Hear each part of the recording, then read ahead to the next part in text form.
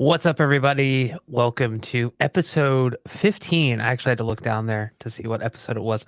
I cannot believe we are on episode 15 already. And yeah, we're here. We're going to have a fun discussion today. Um, yeah, I had something right here and now it's gone. I was going to open the show with See it. something, It was there. but now it's gone. Yeah, it's floating around back here somewhere. You can't see it. So, Elon, my friend, what is going on? It's been a while since you and I have conversed. We should say you've been kind of away. You were sick. I think something I was happened. sick There's a one story week, here. and then I was at a family reunion that one time where you went solo. Yep. And then you were sick last week. And but I also had some other family stuff. Man, yeah, there's a lot going on because right now I'm at my brother-in-law's place, which is where my office is normally. And also the theater is at my brother-in-law's place. And there's just a lot of stuff going on. There's like a family friend is getting their house built near here, and they're bringing a bunch of stuff from their house to store it here for the time being, until their house gets finished, which is supposedly like September, October, something like that. Right. So, my theater is in the grow shed, or used to be grow shed. And that's where I stored all of my boxes for various audio equipment and empty boxes of all the stuff that's currently in the theater. But these family friends of ours were going to need to store a lot of their stuff from their house in that grow shed. So I needed to take all of my audio equipment, all of my empty boxes, basically everything I had outside of the theater, transfer it, haul it up to the office up here.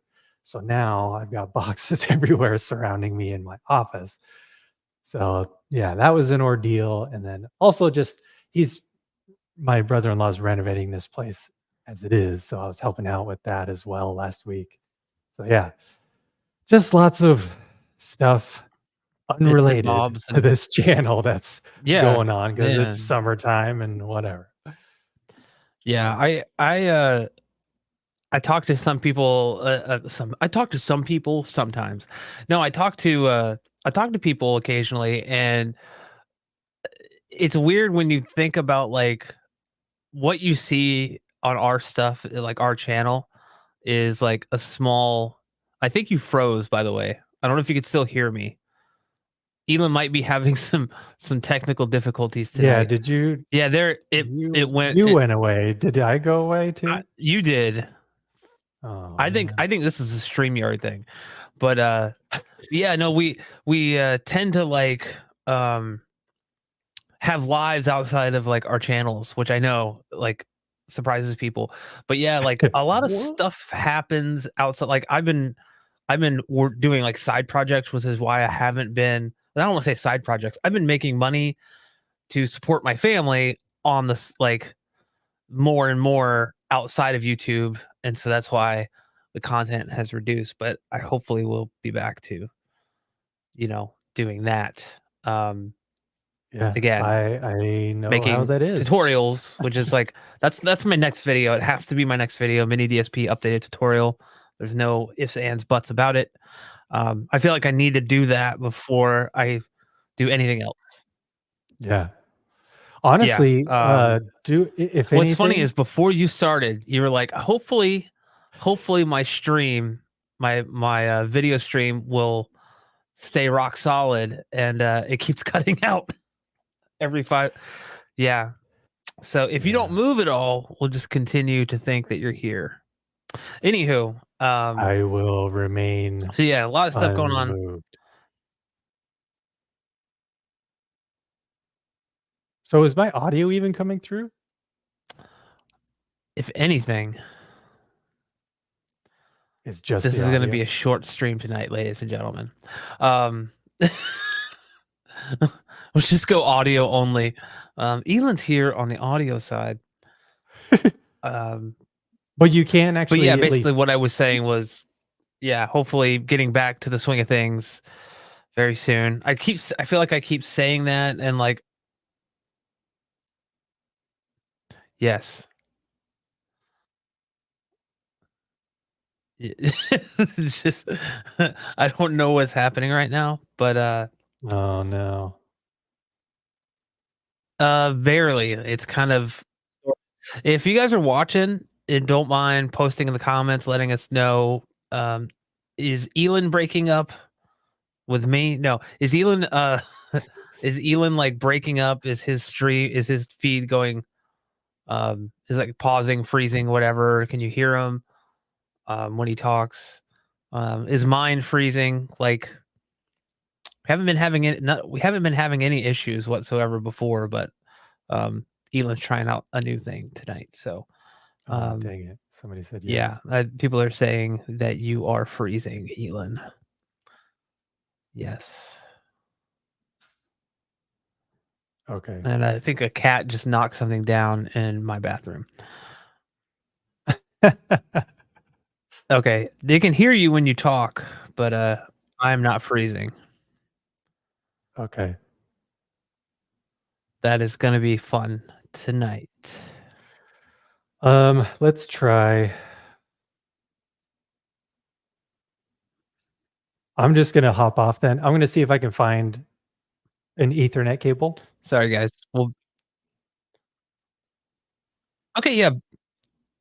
Okay, yeah, bounce out and bounce back in, and I'll kind of let people know that basically Elon's in a different house, I believe, and Yeah. he even texted me what he's doing now, just in case. And so he has Starlink internet, which is always spotty in his area, and so he is, I believe, at his brother's house, like with Starlink, like more beamed towards him, but it was fine before we started going live, and then once we went live, it just kind of started pooping out. So pooping out. But you know what I mean? Like, it's just weird technical issues are always fun. So he is just looking for an Ethernet cable now because yeah, Wi-Fi and live streaming I find don't mix well at all. But yeah, I was gonna actually answer this question real quick here. His relatives are hogging his shed and his bandwidth now. Yes, that is true. But from SBC Cave, he asked if we back up our 4K discs. I do. I try to back up every disc, although I'm starting to run out of space. I unfortunately never invested in a NAS, and I can't afford one right now. I was trying to get one of those new Ugreen ones that were coming out. Like, they were kind of sending them out to a bunch of different um, content creators. Like Michael Youthman got one. I think Jordan from Haterade Cowboy Cinema got one, and I had emailed them and said, "Hey, like, I'm really interested in this for multi-purpose use, as well as like just for like my Plex server.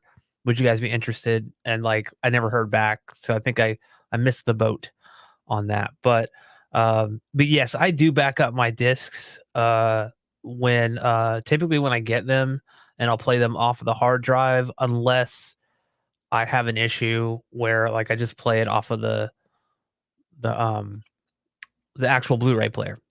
Um I still have the discs like out in the living room, like on a shelf, but like I typically don't see much usage. Um and yeah, I need to look at Jellyfin, although I yeah.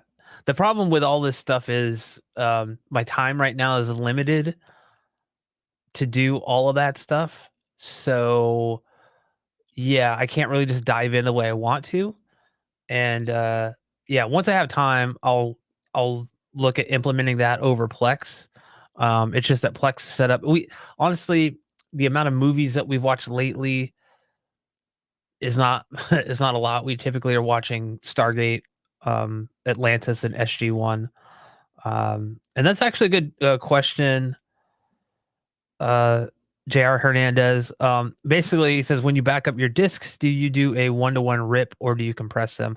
I typically do what they call a remux. So basically it's simply one-to-one what's on the disc, and I will strip out any additional audio tracks that I don't need, like any of the alternate language tracks, or I typically will keep the commentary tracks on there because I do like the option to play with the commentary, um, as well as for movies that have like Ready Player One's a good example where it has a DTS HD master audio track as well as a Dolby Atmos track. I'll actually have both. I'll keep both of those just for kind of backup, or sometimes there are things that just that don't. I found like with certain two channel sources, it's better to have like both than like just one. I found if they have the option. Um, Typically, we're not talking about a ton more space anyway, so I'll typically keep those tracks. And then as far as how long it takes, it really just depends. When my honestly, my Blu-ray drive was dying for a while. Actually, let me look up. Hold on. How long to rip movie? Because my Blu-ray drive was taking forever. Um, so I'm curious to see. Um,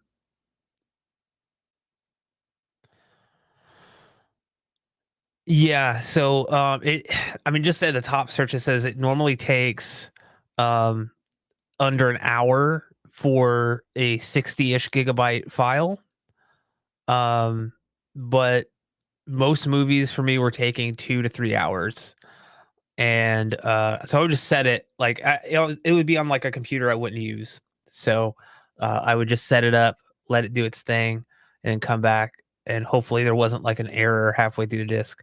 But I need to actually reinvest in another Blu-ray drive because you can't just, unfortunately, you can't just go and buy one. You have to buy specific ones that can be flashed with a certain firmware. Um, yeah. So it does take a while. It's definitely not like instant. It's much quicker than it used to be, but what I will say is it is great because I typically for movies like, I don't know. We'll again use Ready Player One or Top Gun Maverick. I'll rip the movie, but I'll also I typically write down the timestamps of the scenes that I want for demo material, and I'll make scenes that way. Like I'll also like after I rip the movie, I'll go back in and take those little scenes out based on the timestamps, and then I'll upload those to my Plex server. I have a specific folder just for that purpose. So it makes it kind of simple because as a reviewer, product reviewer, and calibrator, all that stuff, having those scenes at the ready instead of having to like go and, and get a stack of discs to like be like, I want to watch the opening of Saving Private Ryan. It's like it's easier just to have the remuxed file, and then you take the window of what like the time period that you want, and then just make a separate file just for that. So I haven't counted. It's probably close to 60 to 70 demo scenes. It's excessive. And what's funny is I only tend to listen to like the same rotation at like 10 when I'm reviewing stuff. Not because I don't like variety, but because I'm so used to how this sounds with X speaker, X subwoofer, that it will um that's just like in my memory. It's like, okay, well, I hear this when I play it on this speaker versus that speaker or subwoofer. So hopefully that makes sense. Elon, are you back? Hopefully. Hopefully. Okay. Um, yeah, you're just I sitting couldn't out behind the find scenes. I couldn't I know, I was just waiting until you were done with that comment. Oh, Um, I was being nice. oh, thank you. Thank you. You could have jumped in. I'd be like, hey, he's back, everybody. Apparently, well, it was really weird. It got a lot worse when the AC kicked on for some reason. So In the meantime, I just turned off the AC, but, I mean, the server rack is you might see this, like, spiral staircase right here. Yeah. Um, the server rack is up there, but I Mhm. just don't have an Ethernet cable long enough to go from the server rack Oh. all the way down to here. So, in the meantime, I'll be looking for or I might have to just order an Ethernet cable just so I have a more reliable connection that way. But also, it may just be whenever the AC kicks on. So that's why I just turned it off. I'll just deal with the Which heat if I need to. it's the whole reason you're at your brother's, right? Because he has Yes, AC exactly. and the other one anyway. Uh, so Joel is So, here. Yeah. yeah. I was pretty much done. Do you back up your discs, your 4K Blu-rays? Do you have a way of doing that? Do you do it? Do you care? That was the question since we're talking about Not physical media. yet, but I'm definitely gonna hopefully start to get into that, especially because I've quickly become really good friends with those at Magnetar who also run our Volution, and our Volution have their own media players, and they also have this crazy NAS server that is like strictly just made for that. It's not just the server; it's Right. the Ripper and server all in one with like 8 bays of hard Yikes, drive that's a storage. lot. Yeah, I don't think I'm gonna 8, need yeah. that many, but it's good to know that they. But even then, even if I ran out of storage, you can connect multiple NAS drives to each other, and they all speak well to each other. Yeah. Because our Evolution bought out. Which one is it? Zadoo or Zapiti that recently just kind of went by the wayside? It was a PD. Zapiti, The yeah. Zadoo is So a completely separate entity, I believe. yeah, so Zapiti was bought out, or maybe they just went bankrupt or something. But Arvolution picked them up. So Arvolution is basically now what Zapiti was. Um, if anyone was confused by that, but yeah, just the fact that they have that, because I mean, it is one thing. Time is money, Yeah. and I don't have a lot of time these days with a lot of the stuff that's going on with family and friends and the Yeah. channel, It's hard etc. to balance So that stuff. yeah, Yeah. so like I've watched videos from Techno Dad and others who are like, "Hey, this is how you start a NAS server, and you got to get this software, and you got to do this, and then once you've done this, you've got to get this player, this Ripper, blah blah blah." But the Arvolution NAS just takes care of all of that in one go. Yeah. So it rips it and then it stores it just just with the click of a button, and it's stored in such a format where it can be read by all the rest of the Arvolution media Mm, players, and well, really just any media player in general. right. Um, it's not BDMV, but it's the other format that I can't think of right now for some reason. Because there's like three different formats that you can rip to whenever you're ripping stuff. That can be read by media players, and Yeah. or some media players can read them, some media players Yeah. can't. MKV, I think, But is the kind of universal, I don't wanna say it can be read by everything, but yeah, it's true. kind of what I use, which is just essentially, it's just a container, that Right. is more or less like it's the file within that, but, like, Plex can read it, other formats can be read it, but, like, the BDMV file is literally, like, the full like, that just contains all the files within the disk. So that's Yeah. menus, that's everything. That's one of the downsides of ripping is if you are a fan of like having a Blu-ray menu, you don't really get that. Although for me, chapters I think are far more important than having a menu. So I do try to, and that's the thing is some players don't. So this is turning into like a Blu-ray ripping discussion now, but I guess it all does tie into physical media, right? But Yeah. but yeah, like the chapter markers in movies are typically more important to me than like having some type of menu or even um like kind of multiple audio tracks. I'd rather just have a Dolby Atmos track or a DTSX track Mhm. um instead of like maybe having a commentary track. Um, so yeah, I do want to touch on this real quick. Kevin asks, well, also says, Brad, I sure miss you doing reviews and such. Yes, that is making a comeback. I am, I'm making a comeback finally.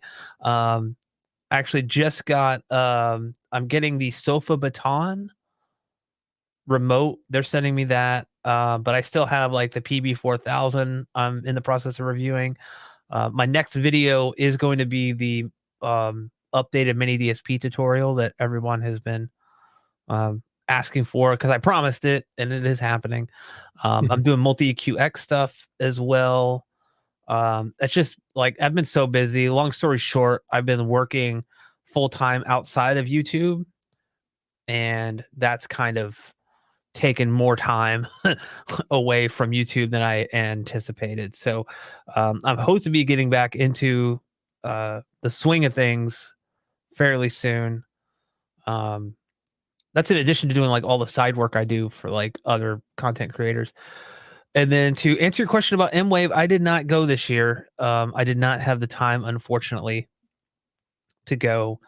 Um, I know Michael had asked if I sent him a proposal on like doing some event coverage for him. My price was unfortunately too high, uh, so he had to decline. But yeah, I heard it was great. I have not, but I just unfortunately did not attend this year. I was really hoping to go just so I can go to Micro Center. I know that sounds weird, but there's a Micro Center there, and yeah, I'm still waiting for them to open one in Miami, which is still a hike from where I'm at, but it would be great Yeah. to. I mean, you have some micro centers Well, out there in California, right? Like any near you that I micro could be like, centers? yeah, like a PC building. Oh, that's the other thing. I've been building PCs for family members as well as a side business, and I've built four in the past like 2.5 weeks. So Wow, yeah. Yep. I have one actually sitting right over here, just waiting to be delivered to um my in-laws. So nice. yep. Yep. Well, if it's any consolation to you about your mini DSP tutorial or updated tutorial, um, I am also looking forward to it because, and this kind of ties into one of the comments I see as well, because I have yet to incorporate any type of mini DSP into my system, Hmm.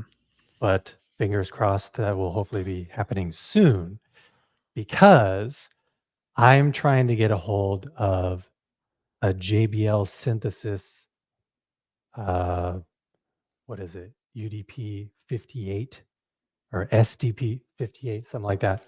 Anyway, it's their not their flagship, but their second tier preamp processor. Mhm. Because I was taking a look at it, taking a look at all the specs and stuff. It's basically an RCAM AV41. It looks like the backs of those are identical. And but it literally has everything that I would ever hope for to be able to Yeah. test out or, you know, do for the foreseeable future of this channel.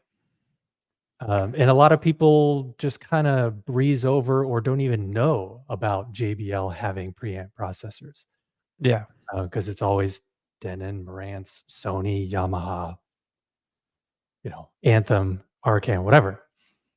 Um, but that the way that ties into this comment here is the fact that no, I have not yet watched the R3D titles that I was sent recently from my friends at R3D because I'm trying to hold off until I can have a proper 13.1 RO configuration, or at least a processor or AVR that can handle a configuration that large, Right. because my Marantz can only handle 10.1 configuration.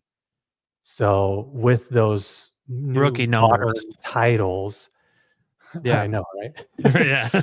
Um, since they're modern titles, since they're modern mixes, I really wanted to test out a true, RO3D mix, because the only native RO3D mix I've heard so far is the Twister one, Yeah. and that was mixed however many several years ago.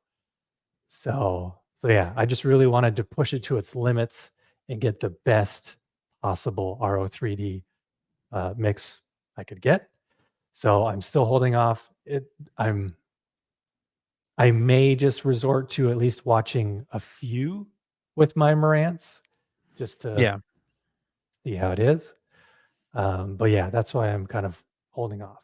So hopefully the JBL or something comes my way soon that can handle a 13.1 RO mix. Yeah.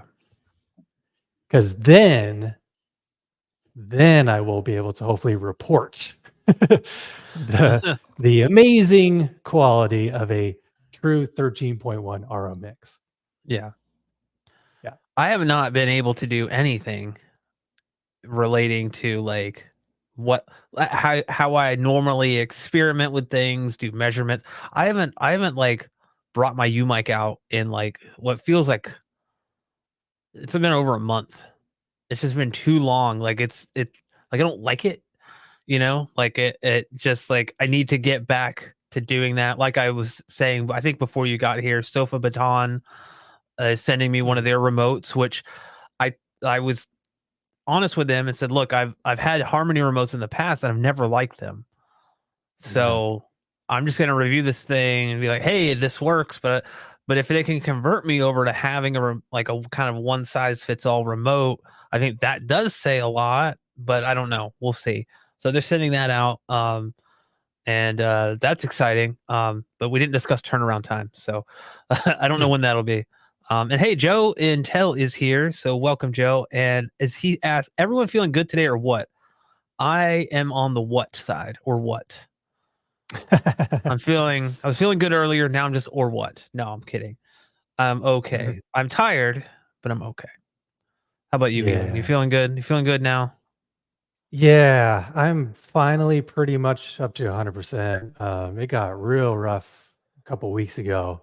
Well, I was starting to get better, and then just as fate would have it, I was blowing my nose, and I Oh no. don't remember blowing it all that hard, but it was definitely a longer blow than normal, and I perforated my eardrum. So then that got infected, and then it Mm, just wasn't going away. So, because typically I'll try and ride the wave and ride things out as long as I can, but it just was not getting better. So I had to get some antibiotics, which I usually save as an absolute last resort, just because antibiotics tend to not really do well with my system for whatever reason. But this particular case, yeah, they did great. yeah. Yeah. So, yeah, I'm finally feeling good.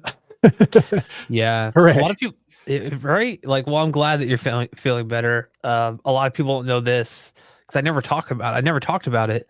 I ruptured or perforated my eardrum on my left side last year when I was hooking up a subwoofer at someone's house, and this loud pop came through, and my ear was right next to it, and so it just pushed all of it, dude. It I heard ringing, like I thought I was like, I'm gonna be deaf in this ear Yeah. now. And like I already have tinnitus from playing drums when I was younger and not wearing hearing protection. And I know my hearing is not 100% because it's just nature of the beast, right? Yeah. But yeah, but no, it took like it takes forever. Luckily, mine didn't get infected. I did like get antibiotics just in case. But I even went to the doctor and they're like, no, like like if it starts hurting, take these. If it still continues to hurt, then come back and see us. That kind of thing. Like there's nothing they could really do other than Yeah. be like, here, take this. So but yeah, that sucks, man. Also, when it happened, I heard like this. It was weird because it also affected this ear. Yeah. So it was Yeah. like I could hear like almost like rushing air through this ear. Mhm. So fucking weird, right? Like, Yeah. and I noticed Yeah, if I for real. plugged my ears with my fingers, I could seal this ear, but I couldn't seal this one, and that freaked me out.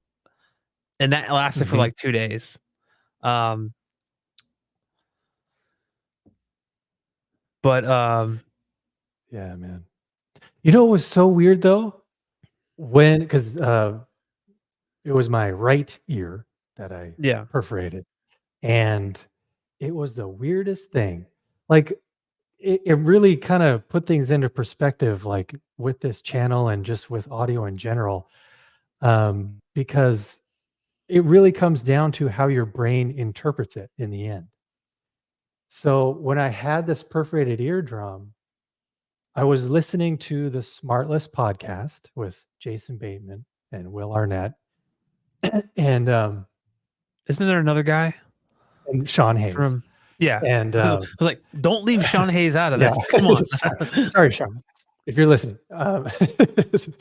And, it was He so watches. interesting because, I've listened to this podcast for a couple of years now, and even then, I knew that what I was hearing was pitched up a little bit because Hmm. their voices were like, "Wait a minute, they don't normally sound that high."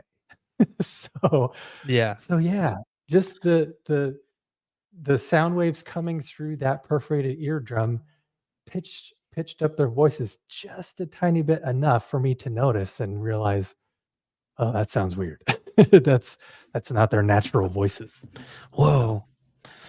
Whoa. Yeah. So just Science, FYI, man. right? So just FYI, guys, there is a thunderstorm going on Sure. in my area. So if there's some weird sound, like I can't control it, Mother Nature. Um, but You anyway, what do you can't. say after half an hour of us yapping?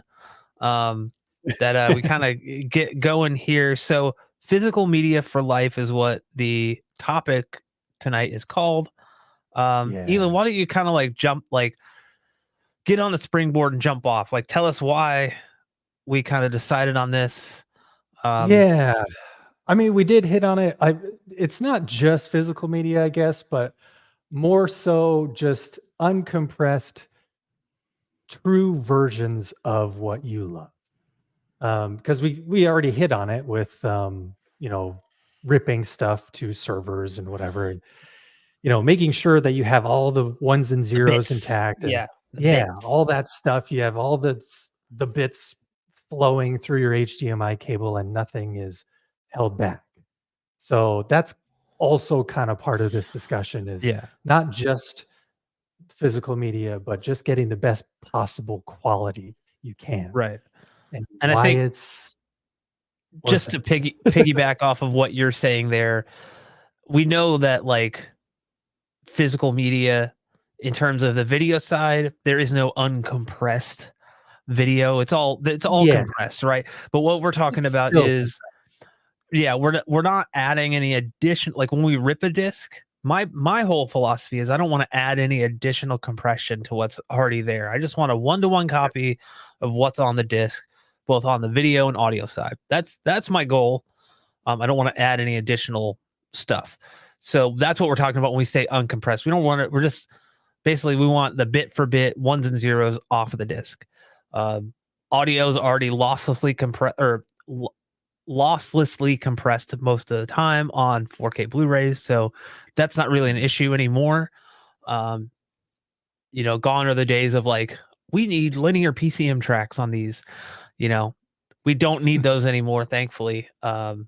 It's basically already there for us in a lossless format. Our receivers just need to decode it. So, but yeah, that's Yeah. I just wanted to kind of clarify that. Yeah, because don't. 'Cause there's gonna be one person out there that's gonna be like, Exactly. You don't "Listen." somebody's gonna be like, "Well, actually, it's not completely uncompressed." It's like, "Yeah, we get it." But the what kinda kick-started this whole idea, well, for one, I've always been a on the forefront of having, physical media, and I'm old enough to have lived through the analog age for a little bit before digital just kinda took over. Um, I had still have a lot of CDs that I purchased in the 90s because, when Nirvana Nevermind was released, I was in junior high. And in junior high, that's when you're the most influenced by Yes. music. That's when music speaks to you, like, nobody gets me, but that's why I listen to this music because the music gets me, man. It knows my emotions. Like, yeah, you're just going through all these changes. So Mhm. in your "What do you life, mean? Huh?" yeah. Sorry. Yeah. So Peter Brady so, over here. right.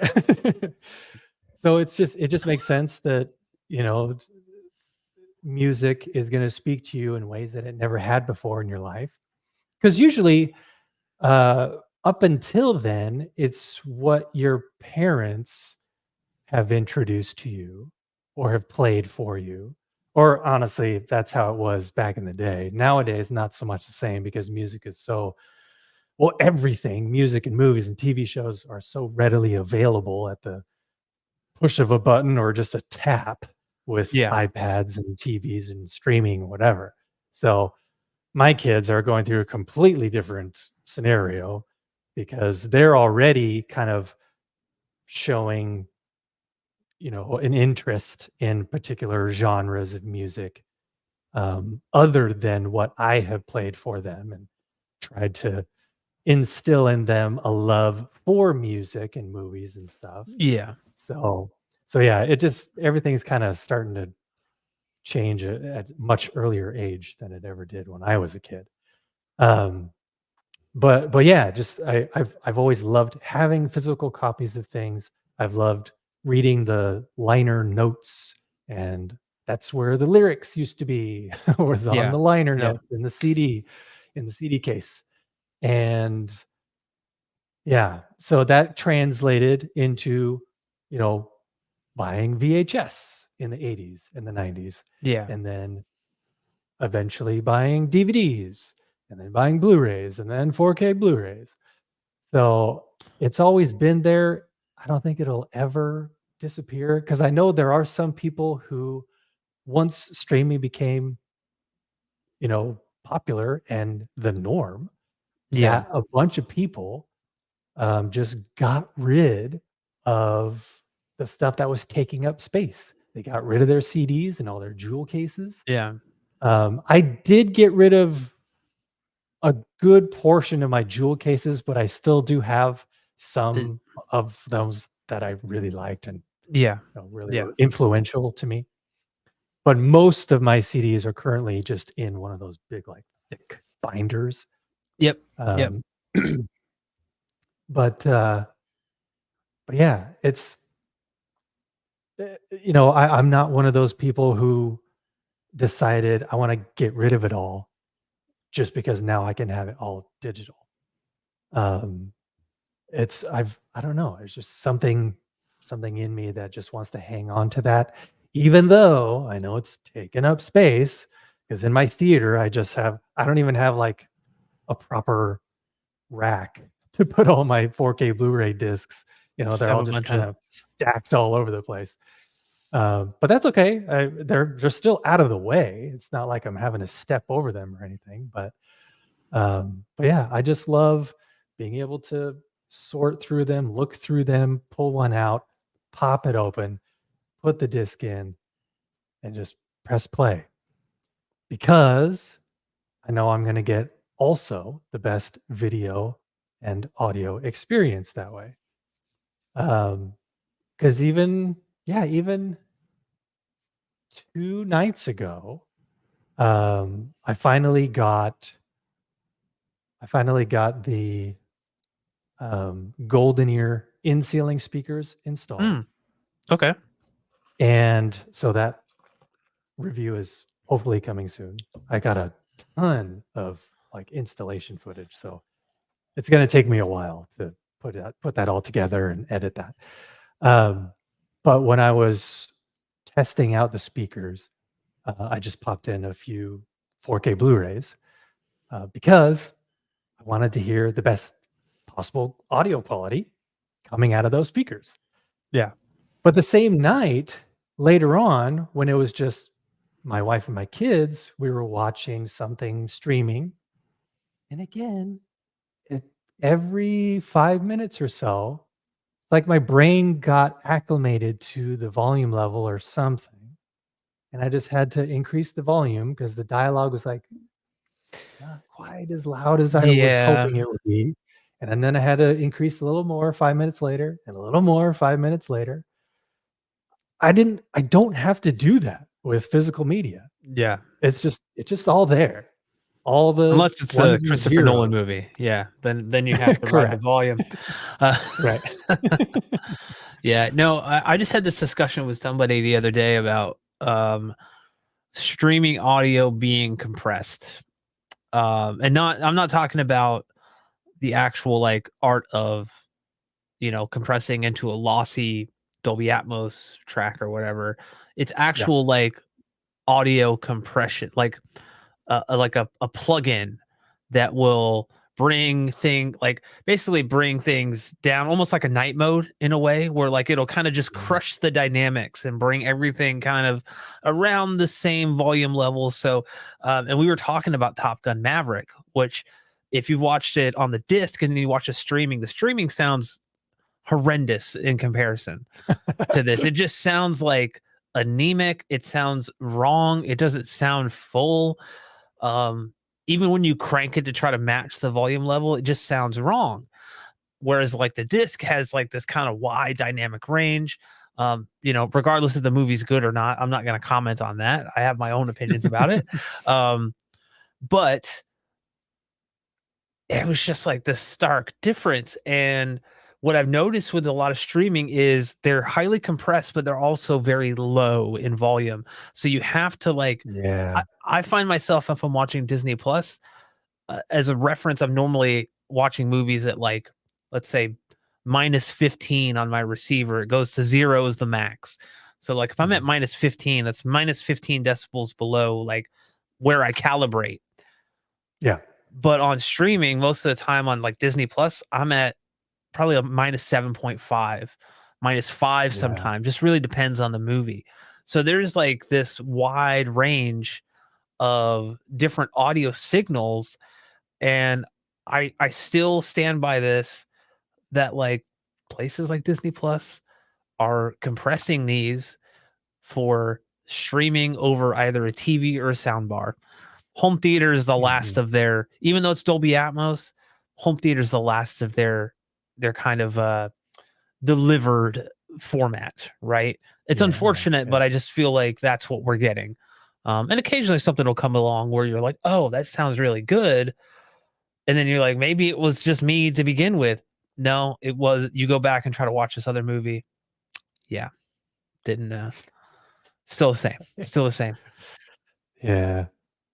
Yeah. Hey, Into Plasma is here. Sorry, I just want to say hi, Ariel. Thank you for stopping Oh by, yeah. buddy. Hey, Hey, go busy check out his shopping. channel. I always plug his channel when he stops by, even when he doesn't stop by. Um, Plasma TV for gaming.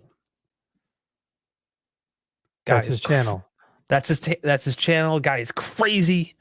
He's awesome. I mean, crazy in a good way. Like, Yeah. anyway, sorry. Go ahead, Elon.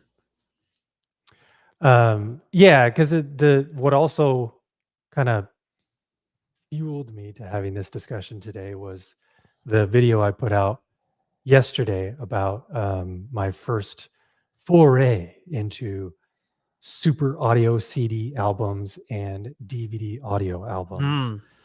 Hmm. Again, sent to me very graciously by my friends at Magnetar, because when he found out, because he saw my video about 7.1 outputs, the 7.1 analog outputs on some like high-end DVD players.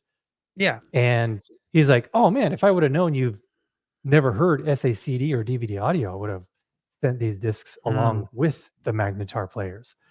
So he sent me a little box with 6 albums in it, and I don't get to keep them. I definitely have to send them back because they're his prized possessions.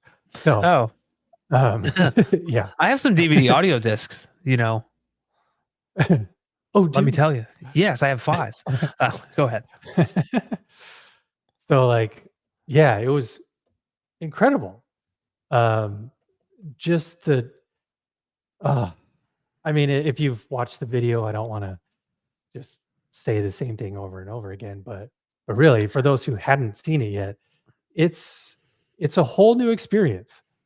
If you have never heard, because the only physical media I've ever listened to regarding music, well, yes, I have listened to Dark Side of the Moon on Dolby Atmos because I purchased the 50th anniversary edition that has the Dolby Atmos disc. That was incredible. But other than that, it's just been CDs. So, Mm, because yeah. I was kind of in that there, I may not be the only one that's my age that has done the same because, DVD audio and SACD kind of got its heyday was, I think, around like 2000, 2005 or Yeah. so. Yeah. And at the time, I graduated high school in 2000. So after that, I was just some broke college kid and didn't have a lot of money, and I couldn't afford to have a surround sound system, nor could I afford to have something that was able to play SACDs or DVD audio, whatever. So I just kind of missed that window. So it was really cool to actually sit down and listen to these albums, which just sounded so bit perfect and so dynamic, and just this level of quality that I had never experienced before. Um, the Elton John, Captain Fantastic, and the Dirt Cowboy or whatever it's called. I can't remember off the top of my head. But the beginning, the first song, starts off great. Just the dynamics and the piano and the drum kit, everything just kind of just has this weight to it and this punch to it, and just kind of hits you. But then as the second verse comes in and the second chorus comes in, more and more instruments are being added that were not present at all in the beginning of the song. Yeah. So it's like having this brand new song start with all this other stuff happening. But because it's surround sound, you've got more room to place instruments, you've got more Yep. room for them to breathe. I mean, not only that, but the engineering itself, the mixing is phenomenal because nothing was competing. Nothing seemed to overshadow, no instrument was overshadowing another instrument. Everything just kind of had its own place. And when you have that experience, it's almost like you're in the studio where the mixing engineers are doing their thing, Yeah. or or you're at some live venue listening to all these instruments being played. Because yeah, man, it just was a wild ride, and I would highly recommend it to anybody who appreciates music and appreciates engineering, because also it's engineers that have been doing it for Mhm. decades.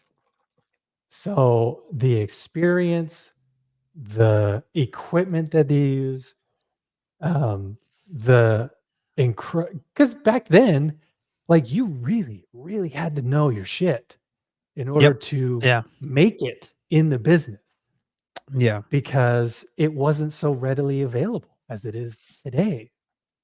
So, like, yeah, you had to make a name for yourself and you had to do really good work. So they got really good at their craft. So to hear these old school engineers remixing stuff and surround sound and still having that dynamic punch was just, it was awesome. It was incredible. I'll say that my foray into DVD audio, like I've honestly never experienced true DVD audio in the sense that like I've only heard like the lossy core of it. I've never had a receiver or a player that supports, the actual DVD audio output. So, Mm. um, the 5 discs that I have, there might be 6. I know off the top of my head, I have, the Black Album, Metallica, um, Mm. Pet Sounds from the Beach Boys. It runs the gamut, by the way. Pet Sounds, the Beach Boys, um, Three Doors Down, one of their second the one with Oh. Here Without You, whatever. I don't wanna get Mhm. copyright strike. And then, the Nine Inch Nails, The Downward Spiral, Oh, and, yeah. uh, which actually sounds excellent, like a track like the track "The Ruiner" is, like, one of my favorite songs. The bass on that track on the DVD audio is insane. It was actually one of those dual CDs, like, it came with a CD on one side and then the DVD audio on the other. Oh, yeah. Yeah, and then the other one I have, I, like, drew a blank. Oh, Disturbed, their second Oh, album yeah. with, like, Prayer is it Prayer? I don't know, anyway, um, yeah, and they all sound, like, great. It was my first, like, time hearing music in like, mixed for surround sound. I grew up a big Metallica fan, I still am, and Mhm. the way they mixed that album, I think, is probably one of like, you kinda have to like the Black Album. If you don't, then you're not gonna like the Right. DVD audio version of it. But the way they mixed it in 5.1, it really kinda brought out everything. Um, yeah, they did take some kind of artistic license with, like, the panning and stuff, but I think the band actually had a say in how it was mixed, I believe. So, that Yeah. there is that. Um, but I mean, just like like, bass guitar and the kick drum in particular are very, like, powerful, present. Um, Mhm. it's awesome. Like, honestly, like, it's one of my favorite, like, ways to listen to that album, even though I don't have the ability to listen to the high res tracks. Not Yeah. having this goes back to the physical media to kinda tie it all together, right, to what we're talking Mhm. about. I've had this disc, like you said, since, like, '05. Yeah. This is just before it went out of print. I was able to get it, um I got really into drop shipping back then. I was trying to start an eBay business, and I got it from this drop shipping provider that I signed up for, but I got it for me, and I Mhm. paid like $11 for it. I remember that, and then it went out of Dang. print, and now you like then you could like people were selling it for like 200 bucks, all these crazy prices, but I was like, I got mine for 11 bucks. I don't know, but I still have it, and Mhm. it's that thing where it's like I can go grab it right now and pop it in my Blu-ray player and play it, and it's gonna sound Mhm. probably it actually sounds better than it ever has because back then I wasn't like I didn't know about the calibration techniques and everything. We didn't have all the tools at our disposal that we have now. So um, Yeah. yeah, technology has come a long way. But yeah, I think even like the Beach Boys, there are kind of like outtakes or not bloopers, but it's kind of like the demo tapes or like the raw recordings on there as Mm. well that were mixed. And you hear people in the control room, but they're like back here, like behind you to your right. The way they Yeah. mixed it, so it's like you hear like Brian Wilson says like, "Okay, can we try that again?" Blah blah, blah whatever. I can't do a good Brian Wilson, but just imagine like kind of a surfer dude that's like high on acid or something saying it, and that's him.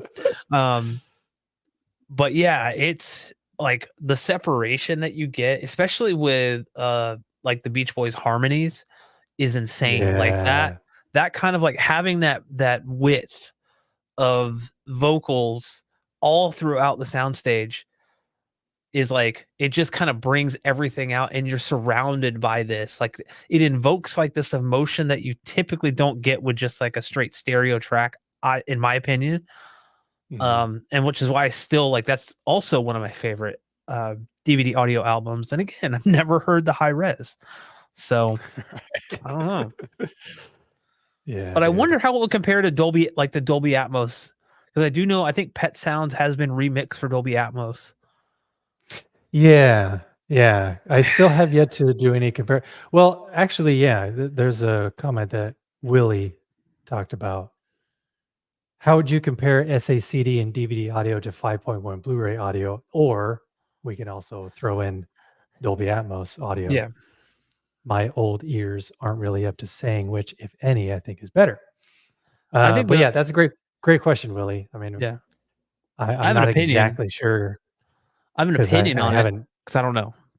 But yeah, I can have we can have opinions, but like I haven't directly Yeah, compared. What I will say right. is with Blu-ray audio, if done properly, and it's like the lossless high res, because you can have like high resolution audio on Blu-ray by default. You don't need like special decoding hardware to do Mhm, it, right? Like you could do LP, right. like linear PCM, or you could do um like True HD or DTS, whatever, all lossless. So you no Mhm, longer have this kind of barrier, which is you need a specific player to get the access to the high resolution DVD audio or SACD. It's DSD audio. You don't right. need any of that. You don't need like analog outputs. So that removes a barrier of entry for a lot of people. And I think it would be easier to get the higher resolution audio out of a 5.1 Blu-ray over DVD audio, provided it was the same mix. In fact, I Yeah. think if it was the same mix, I would wager to guess if it's lossless, meaning there's like no additional, like it's just losslessly compressed. It might be bit for bit better than what's on DVD audio or SACD. Again, Mhm, not saying like objectively this is how it is, but like on paper at least it would make sense that like because SACD is like higher resolution, but it still has compression, right? Like it's not like am I wrong in thinking? I know DVD audio does. It's not like a straight up like uncompressed format. well, I believe because most SACDs, I believe, are some sort of DSD format. Yeah, I think you're right. I think you're right. I'm Because out, guys. I'm pretty sure I'm I got pretty it sure wrong. the SACD albums that I listened to, I think all of them said SACD DSD.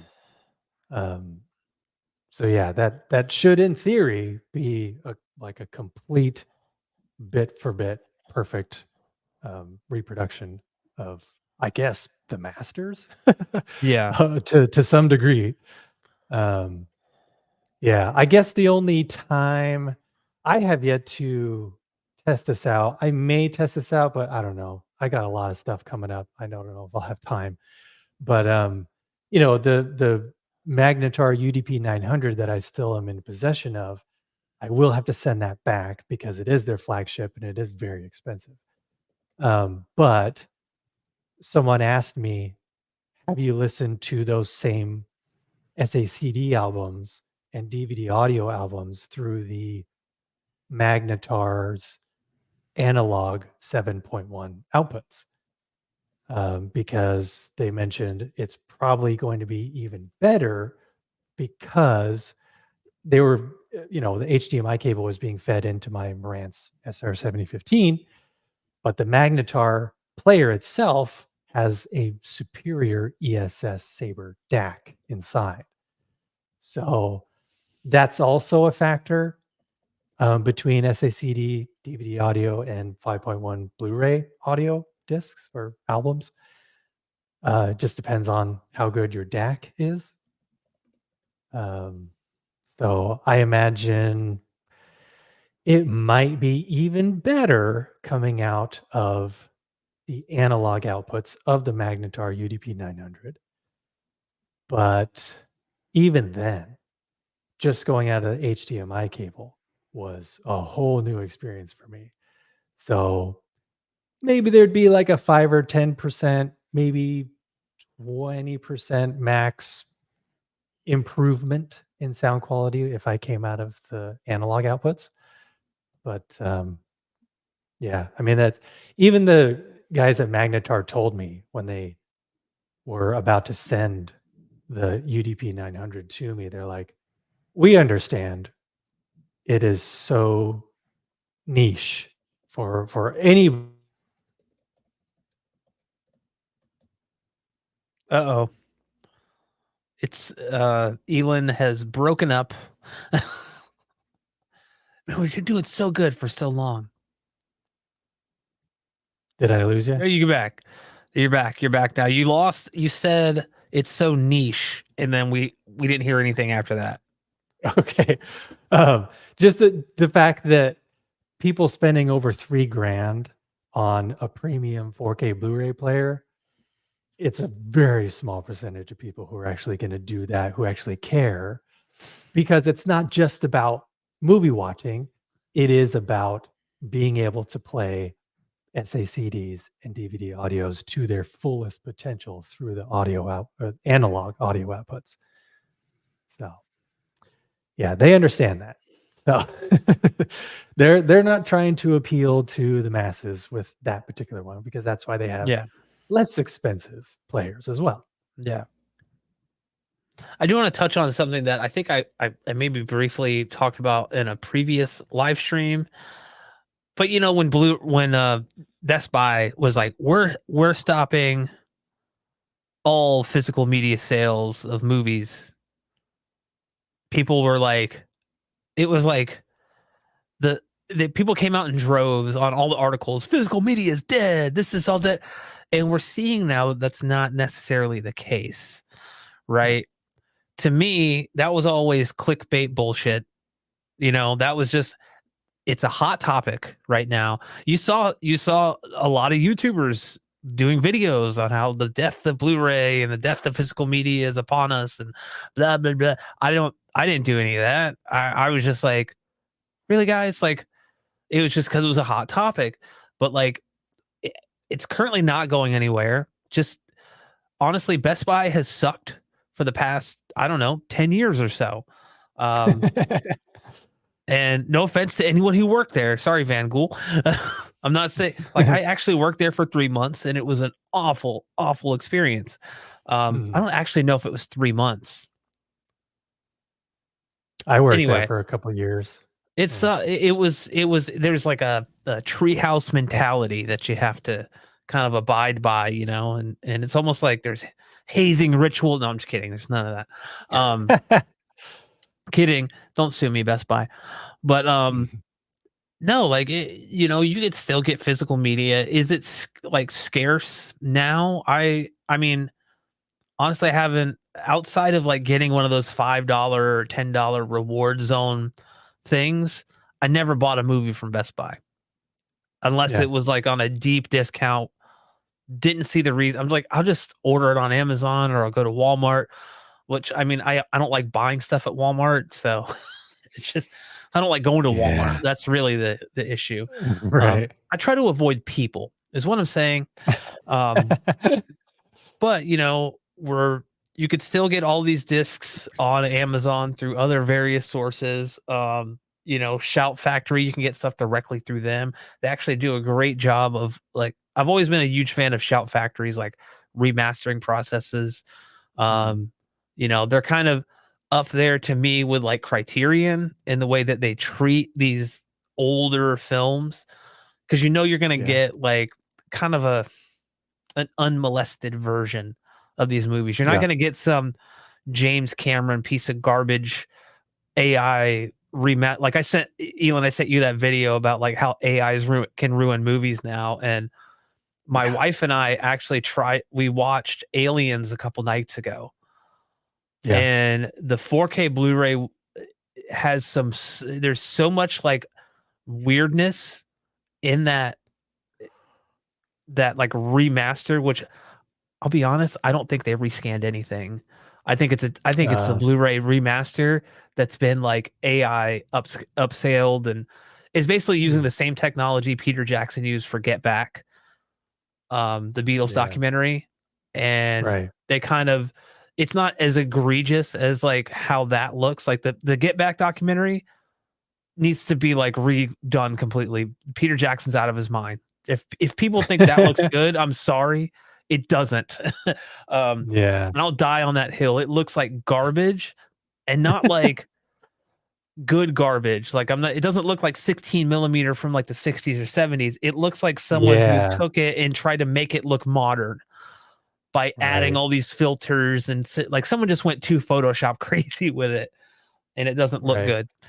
But so we tried to watch the Aliens on 4K Blu-ray, and we actually went back to the old Blu-ray from like years ago, and it looked better.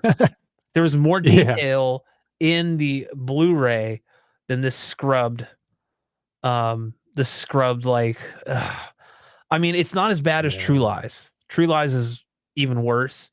Yeah. But there were like times where faces and eyes didn't like it would the AI was trying to figure out what the heck was going on. Like, Yeah. and it would just add little things. I was gonna link the video in my a community post because it's not a good look, and I think James Cameron is out of his mind. I don't think he's Yeah. like I feel like him and Peter Jackson are the only two people that think this shit looks good, and so they pat each other on the back and be like, "Good job, oh, good job." You know, we're both rich, Right. filmmakers. Okay, um, but yeah, so having the ability to go back to that old Blu-ray was great because yeah, it's grainy, the color is a little different, but I'd rather Mhm. it was like the lesser of two evils, right? Like Right. I would rather take a 1080p video that looks good than the garbage that we got on the 4K. Again, it's not the worst, but the fact that like the AI kind of I just want to know like if James Cameron is so meticulous, how did he not see this shit in the transfer? Yeah. And I wonder if they're doing a lot of these remasters on smaller monitors. Because on a smaller Mm. monitor, you know, like there's that $30,000 Sony, like I don't know, it's like the size of it's like a studio monitor that's like HDR. It's used for like HDR grading, but it's like Mhm. 19 inches or something like that. Like it's small. Like you can't see like like fine detail. Um, No. Willie brings this up too, and this is actually what I was talking to my wife about. They're the only two outside of Ang Lee. They're the only like two filmmakers that really are pushing the high frame rate stuff. And Mhm. how many people, um, how many people like? I mean, there are people that want high frame rate, and I think that there is a place for high frame rate stuff. I don't think it's in Gemini Man. I don't think it's No. The Hobbits. I don't think it's No. Avatar. Like I, like it. It's just yeah, I don't know. Um, AA did say that he saw the Abyss remaster stage and it was a big screen. And you know, the Abyss is definitely not um of the three like main transfers that came, which is like the Abyss, True Lies, and Aliens. The Abyss Right. looks the best out of all of them. It Yeah. still has some kind of like over sharpening done to it, but what I found is it didn't have that kind of both it's almost like it went in stages. It's like they started with the Abyss, they went to Aliens, and then True Lies was like they just cranked everything up to 11 to the point where like Right. there is no detail in skin. There's some weird like weird I don't know. It definitely is like a weird AI thing. Um I don't know, but the Abyss does look the best out of all of them. It could still look better if they actually properly did it and not tried to make it look like a modern movie. It's like it came out in the 80s, guys. Come on, like Yeah. Just just live with that. yeah. Just It's gonna have a accept grain. it. It's gonna look like this, you know. It's gonna like we don't need it teal and orange to make it look like a modern movie. Um, No. yeah, Van Gool. People say the Lord of the Rings had some DNR and work done to it. So yeah, Definitely. again, I feel like it got progressively worse as the movies went on. So by the Return of the King, the DNR was so heavy in some scenes that it looked like a smeary mess. It didn't look so bad as like True Lies or Get Back, but there were some scenes that just really stood out. You're like, did they what's going on here? Um, Yeah. I don't know. I kind of it's a hard thing for me because I when the Lord of the Rings extended editions came out on Blu-ray and it like the first one had that I know the first one had the really bad green tints to it. I can't remember if the other two did, Mhm. but Peter Jackson was like, "No, that's how it's supposed to look." I don't know what you're talking about. I'm like, does this guy not know what is like? I don't know. It's just a Yeah. weird thing. Um, That's and so your they, movie, dude. yeah, yeah, and that's what someone said last when we were talking about um like remasters, like it being ruined or something. And so I think someone I can't remember if this was last week or the week before where I was doing the solo stream, but yeah, it was like, well, like they're his movies. He could do what they want. I was like, but we it kind of goes back to the Star Wars 1977 thing, right? Mhm. That's the movie I've watched and fell in love with, and now I can't watch that movie anymore because it's Yeah. not the same. It's just you're adding scenes, you're adding CG characters that really stand out. Um, Jonathan Rowe asks, wasn't The Abyss the only one that didn't have a Blu-ray release? I believe I don't think True Lies ever came out on Blu-ray either, if I remember correctly. Yeah. James Cameron was being weird about Blu-ray for a while. Yeah, I think he was just too busy with Avatar. It may have been. I think True Lies was you could get it like an import of it. Yeah. Yes, Van Gool agreed. He says to go with your shirt, Back to the Future is a great transfer. All three movies look great. If we go back to the Blu-ray that came out like the 2015 era, like the kind of was it like a 30th anniversary edition? They borked those transfers. Those transfers aren't great, but the 4K and the current Blu-ray transfers are really really good. I remember seeing Yeah. the a Blu-ray or the Back to the Future re-release in the theater in 2015, which was like the same master as the remaster that they did, and it was apparent that like they didn't really do much. They added some sharpening. Um, Mm. I think Bob Gale, which is he's like the writer producer, was like, "Oh yeah, we scanned it in 2K."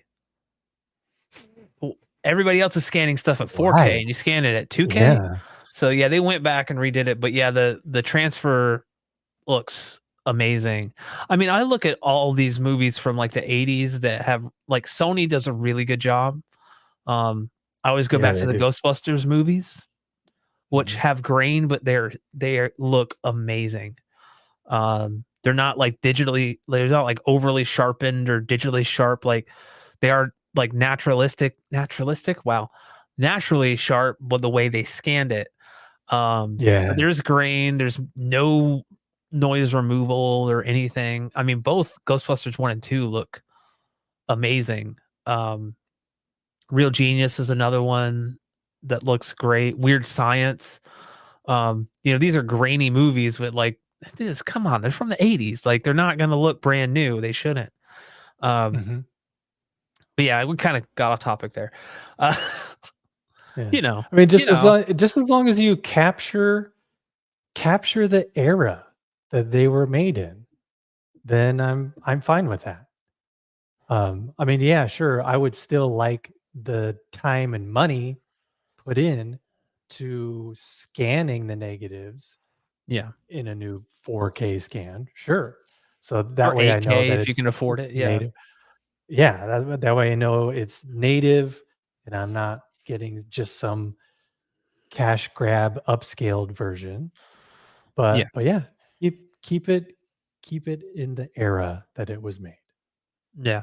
And I Um, think that's kind of like the problem we see with remastering anything. It's like when you have someone who doesn't even it's like almost like, do you respect your own work? Like, you know, yeah. it's so easy to be a revisionist. If I could go back and redo YouTube videos from like when I first started, I'm sure I would change things, you know?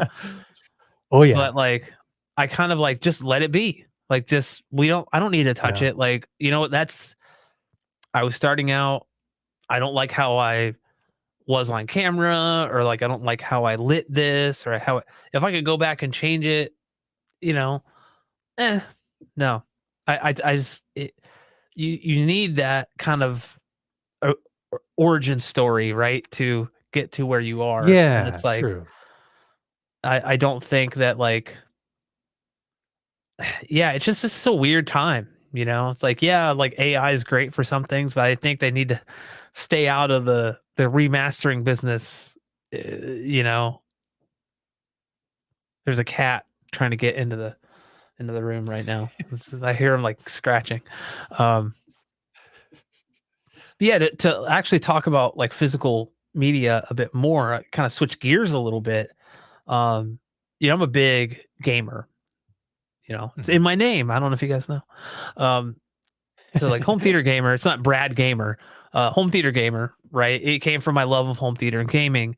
And on the gaming side, on PC stuff, we haven't really had physical discs or physical anything in years. All the games are True. Steam, or there's other launchers now like Epic and all this stuff, but like I haven't like if I looked at my gaming catalog on PC, because it's like my main platform these days, there's a lot of games on there. There's Mhm. a ton, and I don't know if I could ever get to them all. And a lot of the like purchases that I've made on the PS5 and the Series X since they've released have been predominantly digital. One, Mhm. because on the PS5, I do game sharing with my friend. So like we pay half and we both basically have access to the game on our own accounts.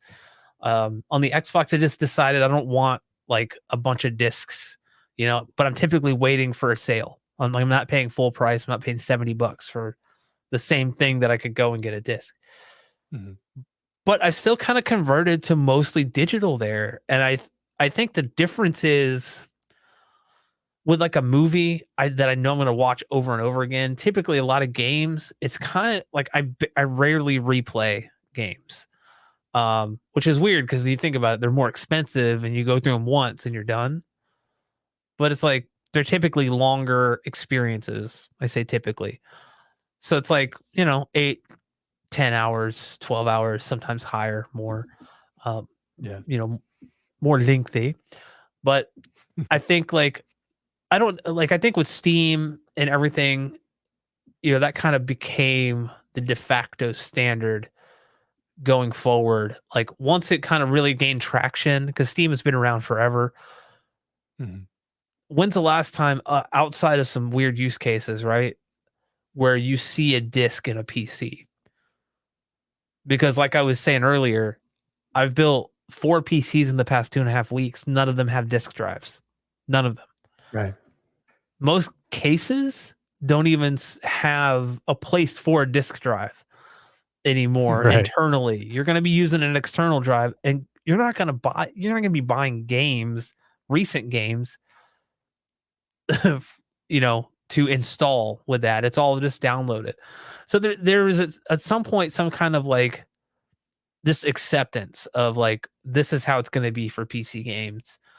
Um, you know, and I think that that's okay there, because I don't know the last time. I mean, Elon, I'm sure you remember buying like, you know, PC programs. You go to like Best Buy, you go to Walmart, or you go to, wherever, Yeah. Circuit City, and you're like, oh, I want, Toast Titanium for my Mac. Okay, I'm gonna buy the disc, put it in, and install it. Whereas like I'm in Final Cut Studio. I remember buying the whole suite, and it was like 7 discs, and I was like, took me like 10 days to install. It felt like. Right. But like we don't have that. Like everything's digital. Like everything's done digitally. So there was like an acceptance to that. Whereas like I feel like on the console it's a little different, right? Because a lot of people buy a console, their intention is like I really don't have good internet access, so I can't download these mass games, right? 120 gigabytes. So, Yeah. they want a disc. Well, the problem is most games now, the disc is just the digital key that gets activated and you download the whole damn game anyway. So it's like, what's the point? Um, Yeah. whereas like Nintendo it's a little different, because it's everything is on carts or little cartridges, I mean, let's Yeah. call it SD cards, basically, like proprietary SD Yeah. cards. But you can It's still it's like buy a things it's a digitally. Yeah. thick SD Yep. card, yeah. But All you it can is. still buy things digitally, and I have most of my Switch games are digital because especially for, like, a portable thing, I don't wanna be lugging around little things I have to stick in. If I wanna play Luigi's Mansion 3, damn it, I just wanna boot it up, you know? Mhm. So there's something to that, like, convenience. Um, Yeah. but I just thought it was kind of like a weird thing how we're so, um like kind of resistant on the console side to digital games and things going digital only, almost as if it was like forced. Well, it was. uh, Microsoft tried to force it upon us back in 2000 and can't remember when the Xbox One came out, 2012 or 2000, whatever, where they were like Yeah. online only. You're gonna have to blah blah blah. You can't buy and say. I think the big thing with the games is the used market, right? Like to be able to buy a game and you Yeah. could sell it, trade it in, buy something used and not have to worry about it. Whereas like that was never That's really a big, actually it's actually what Willie was just talking about. yeah. Just don't Maybe trade them maybe I'm a into bit too GameStop. Yeah. frugal. Yeah. Yeah, but I like to be able to sell my games after playing them. Yeah, that's totally valid.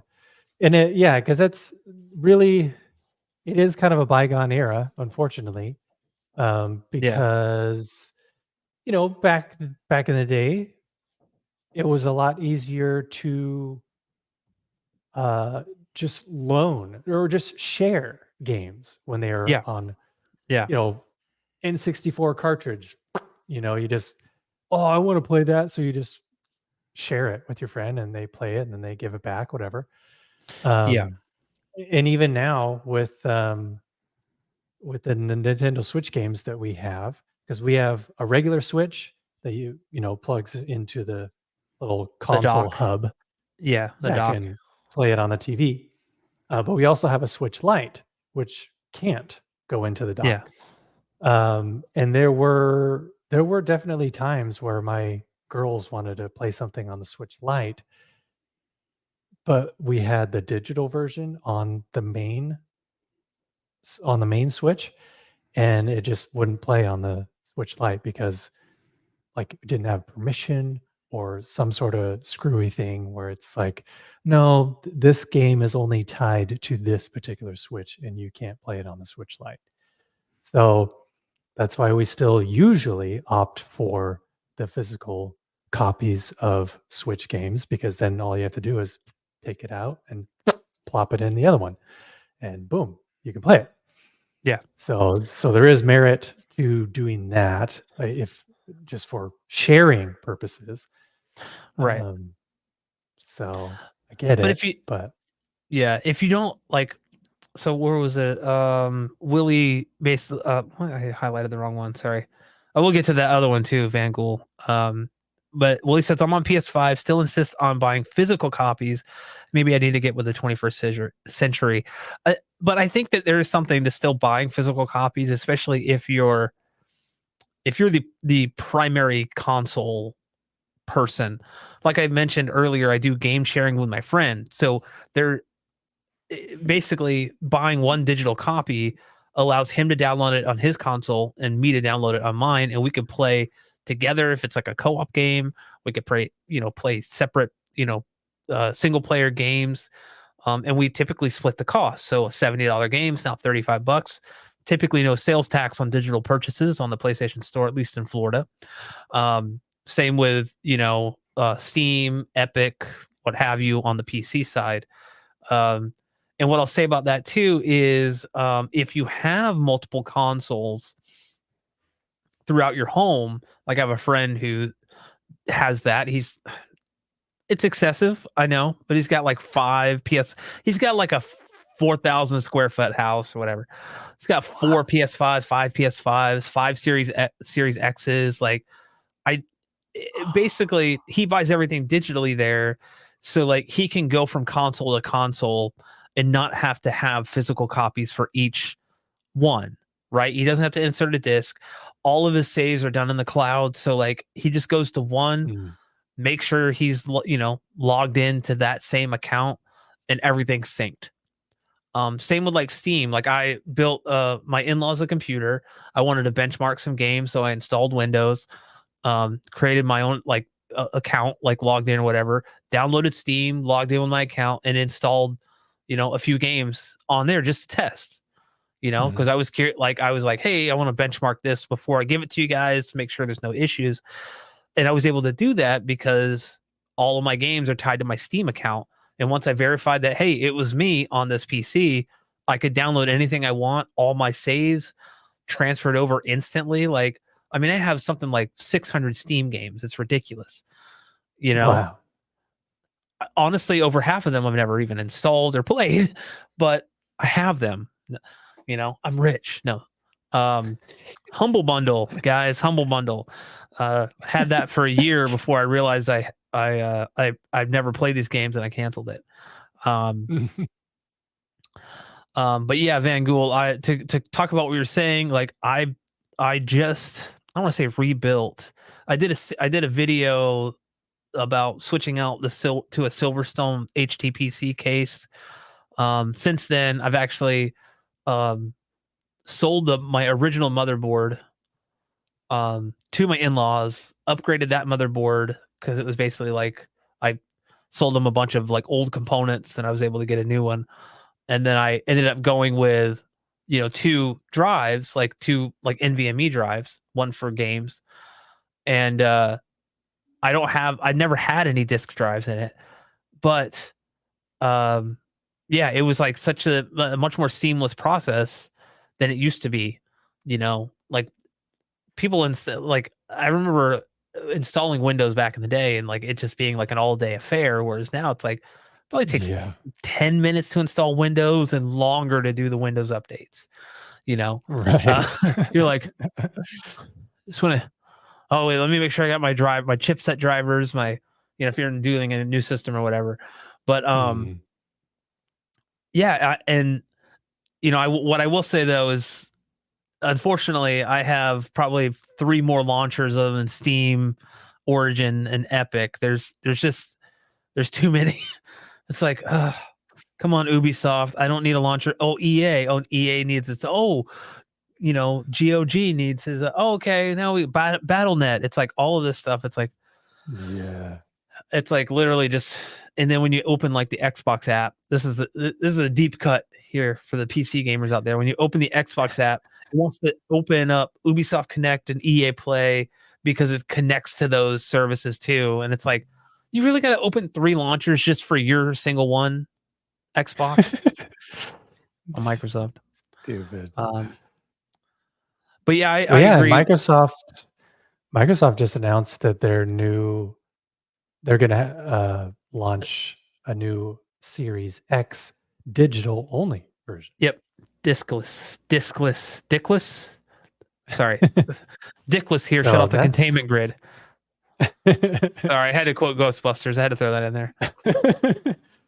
so that's interesting how they're doing that because normally the Series X, just the X in general, Yeah. going even back to Xbox One X, that always meant that you had a disk drive so that you could also use it as a Blu-ray player or 4K Blu-ray player. Yeah. Because that's what the S version was digital only. But whatever. now there Yeah. now there's a digital X version. And I Um, wonder though, because PS5 has had that kind of dual version. So Xbox technically hasn't had the same, like they have the Xbox Series S and the Series X. The Series S is a, a lesser performant of the two, right? Like it right. lacks the disk drive, but it also is less powerful in terms of Yeah. its graphical capabilities. Whereas like the PS5 had the digital and the disc version, and both were the exact same thing, except one had a disc drive and the other didn't. So like Mhm. You could save a little money if you wanted the one without the disk drive. And Right. so I think for people kind of getting into the Xbox ecosystem now, and they're like, "Oh, I'm not gonna buy any discs," or they don't have like a bunch of like older Xbox games, because what the Xbox does really well is backwards compatibility with older titles. Um, Mhm.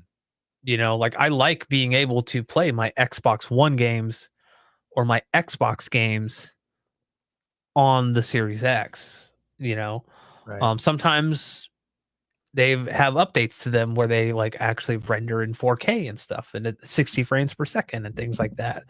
Um, Boost Ooh. mode, yeah, it's crazy. But honestly, I haven't turned the Xbox on since I got a new graphics card in like back in December, so it's like Right. just collecting dust at this point. Yeah.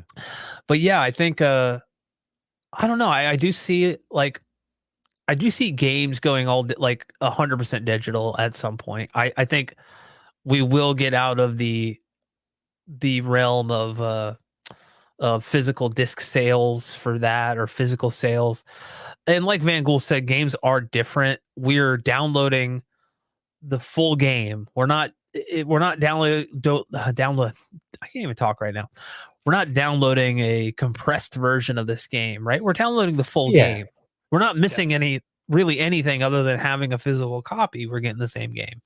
Whereas like True. a movie, unless you invest in some type of kaleidoscope type uncompressed system that's going to cost an arm and a leg, then you're kind of like you're you're not getting the best quality version that you can from like a Netflix or a Vudu or Disney or whatnot.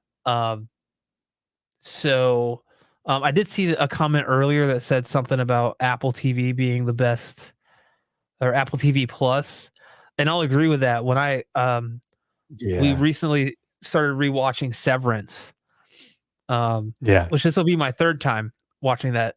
Such a good show, though. And you know what Yeah, it it is? is. It's the third time I've seen it, and I'm like glued. I'm like, one more episode. Let's do it. It's like Right. I can't help it. Like, and I was like that with a couple of the Mike Flanagan shows, like Midnight Mass. I watched them twice, like kind of Mm. back to back, but once by myself, once with my wife. I was like, I want to share this with you. This was a crazy show or whatever. Um, Yeah, yeah. but Severance is like amazing, and oh man, season 2 just needs to get here, and then we'll freaking binge Yes. that. And uh, yeah, Watch that 3 times. well, yeah, why not? Why not? I would love a 4K Blu-ray of that. To be honest with you, it looks and Yeah, sounds true. amazing, but I would love to just have like that physical version of it. Um, I know, they need to I don't even know if they have released anything on a physical media. Apple TV Plus? No, I don't think so. Yeah, because that was Although, surprising when Disney Plus or just Disney made the announcement that they were gonna release, Andor and Obi-Wan, Mandalorian, you know, when or yeah, several Marvel things on physical media, yeah, because I think they just like a year ago or 2 years ago, they said they were moving away from physical media and just focusing on streaming, but then they, you know, bounced back and were like, "Hey, well, actually, you know what? We see the value in, releasing some of our shows on physical media," and I'm glad they did because I yeah. got Andor and I love it.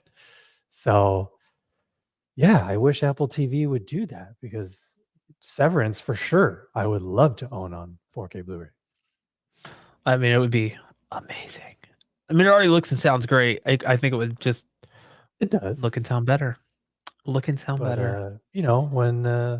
when somebody bombs Silicon Valley and, all their I don't know where the Apple Plus servers are, but if it ever gets bombed and, all that data is erased, it'd be nice to have some physical copies of some of their incredible Yeah. shows. Or maybe they just need to invest in Pied Piper. Yes. Not Hooli, but Pied Piper. So you said Silicon Right. Valley, and all I could think of is the show Silicon Valley. Right. Um, but yeah, it's funny. Willie brings up a good point too, and it is. I think it is a generational thing. Not to sound like a boomer here or millennial or whatever. My wife tells me I'm like a mixture of all of these things because I complain about stuff all the time. I got boomer tendencies. And he says, I guess these days there's a generation of kids who begin gaming and watching movies on their mobile phones. I'll add tablets to that too, because I think that tablets is a big thing too. To them, the idea of discs Mhm. must be insanely archaic. My niece is 12 and her and I play Minecraft. She plays on her iPad. I play on like the PC, and like we Mhm. can connect, and it's really awesome that we have that functionality, like the cross platform thing. Yep. But I've literally gave her an Xbox controller which can be synced to an iPad, and I was like, this is going to be better, and she can't use it. She has no idea. She's like, I'm just more of a mobile gamer. And I was like, Right. I just keep telling you, you're not my kid. You're not my kid. It burns me, Yeah. it's like there's this whole other world, like I was like, do you want an Xbox, or maybe like one day we'll build you a PC or something? No, I'm more of a mobile gamer. And it's just like, there's this whole other world, kid, that you've not experienced, Yeah. that, but you can't force that on someone. They have to kind of come to that naturally, right? Because then Yep. it's just, I mean, when I was a kid, my dad tried to force stuff on me, like cars and motorcycles, and I just completely went the opposite. I'm like, I'm not interested at all in that stuff. I was like, give me computers, father. Um, Right. but yeah, I went to the nerd side of stuff, and I'm just not into, you know, not into the like that the car stuff. Anytime someone's like, oh, I got like a blah blah blah, I'm like, that cool, good for you, man. Mhm. Don't know what that means, but I'm sure it's awesome. Yeah, But I anyway, know, 'cause I my theater's here on my brother-in-law's property, so and all I have in it right now is just the one seat.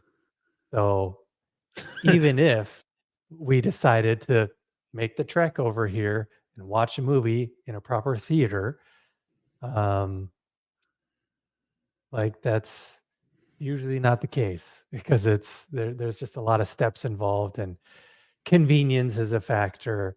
So, yeah, I wish we could watch more things in the theater because I always try and push quality yeah. and just what they're really missing, what my kids are really missing if they just watch something on their tablets or whatever. Because yeah, they just love Yeah. being able to grab it. They just love being able to just search for something super quick. Boom, boom, boom. Start it. It's a Bang. Off to the races. it's such It's a like, I'll watch YouTube videos on my tablet. Um, I'll watch YouTube videos on my phone occasionally, but I tend to like a tablet more, the bigger Mhm. screen. I can't imagine watching a movie outside of if you're on an airplane or something, right? And you don't have Yeah. or like a TV show. If I'm gonna sit down, like we were flying back from Louisiana, and I was sitting next to Michael, and he was watching The Beekeeper, the Mhm. Jason Statham movie. It's like he's Yeah. just a badass or Beekeeper. whatever, and he's watching Of it, and course. he's like, "Dude, you should watch it." I'm like, "Okay, I want to see it, but this is a theater experience to me. This is a home theater experience. I'm not watching it on a freaking airplane, dude." Like, Yeah. I watched Coming to America on the airplane on the way back because I've seen it a million times. I love the movie, Right. but I'm not gonna watch like some kind of action movie on an airplane. Especially one that Yeah. I haven't seen. It's different if you've seen it, Yeah. True. Um, but yeah, I was like, okay, and so like I still haven't watched it, but I know like I'm gonna watch it in the theater when I go to watch it. But yeah, there's like my sister just recommended. She's like, "Have you seen Smile, the horror movie Smile?" And I was like, "No." She's like, "It's pretty creepy, like, maybe check it out." And I was like, "Did you watch it on your phone?" She's like, "Well, yeah." Like, almost like a "well, duh" moment, and I'm like, Right. I can't, like, I just can't compute how, Yeah. like, and the thing is, like, she doesn't even watch it with headphones. It's like, she just watches it Oh, with a phone speakers, like, what? how What? what I I don't understand.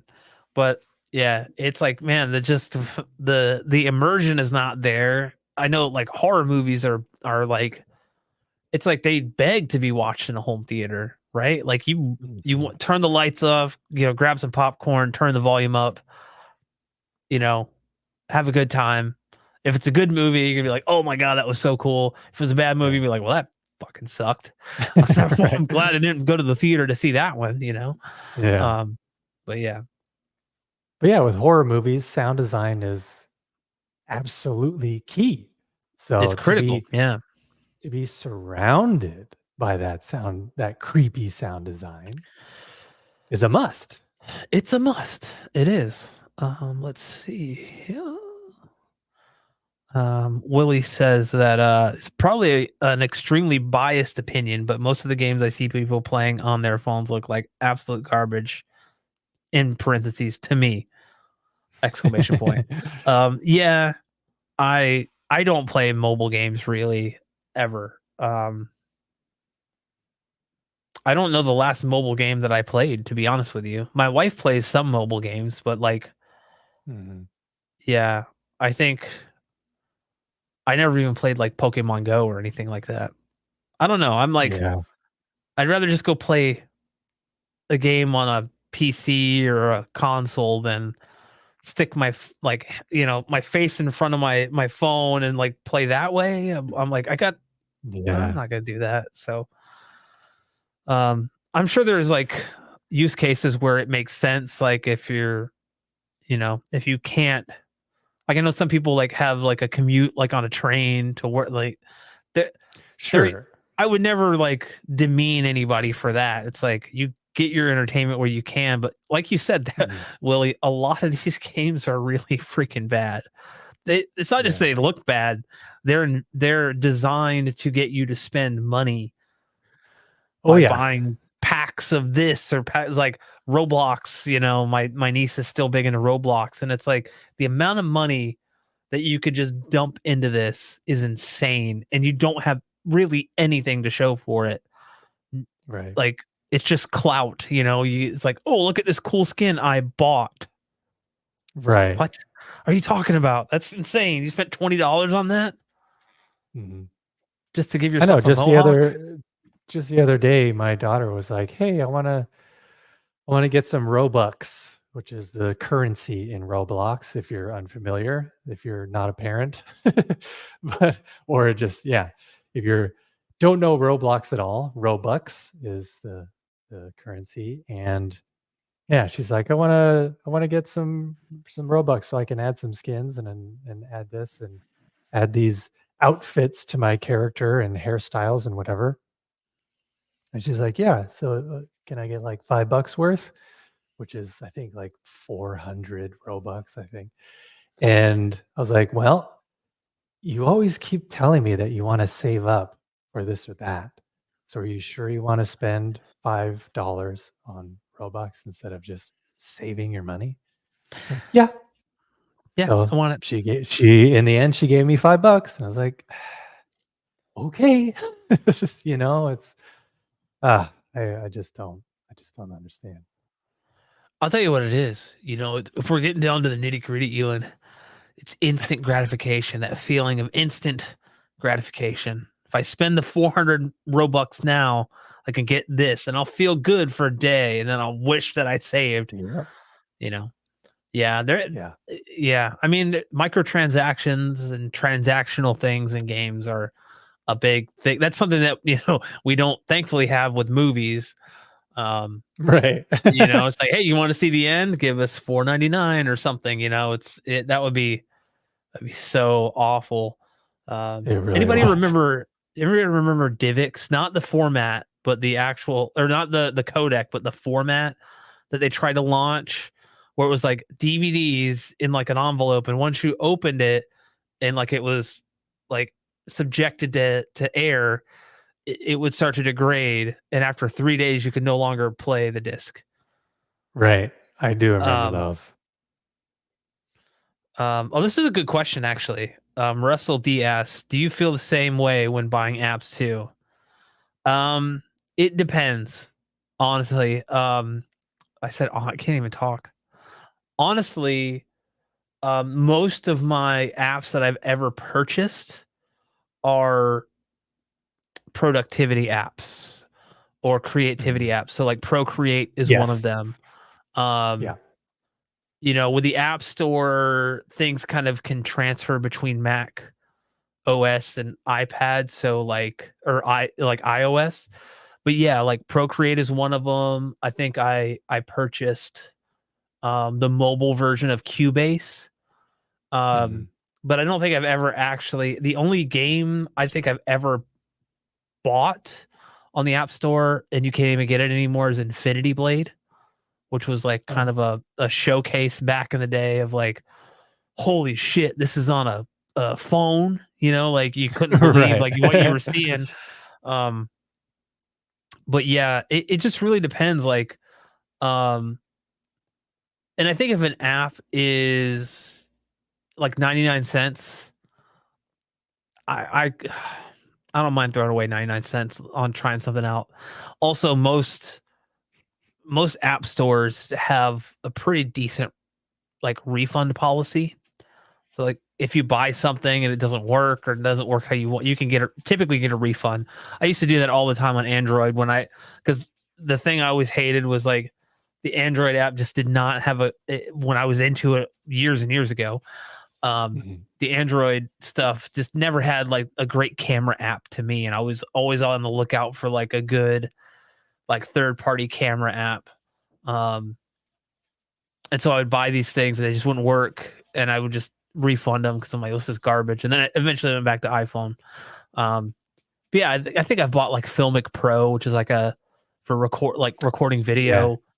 Um, for me, it's always just like necessary things. Like if I'm going to use it for video, I want to be able to control the quality and Yep. set the ISO the way I want and all this stuff. Um, but it's as far as like, I mean, I have to look on my phone to see like what apps I've purchased because I have no idea. Um, Elon, I don't know how you feel about the apps as well. No, I'm the same Like, way. It's just creative apps.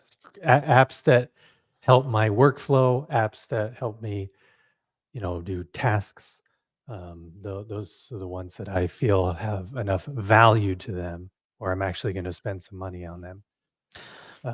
Or apps to be able to like tether my phone to this or that. Like, yeah, yep, just the other day, I finally caved and bought an app that allows me to tether my phone to this camera that I'm looking into right now, yep, which helps be able to look and start and stop recording from afar instead of having to do it at the camera, etc.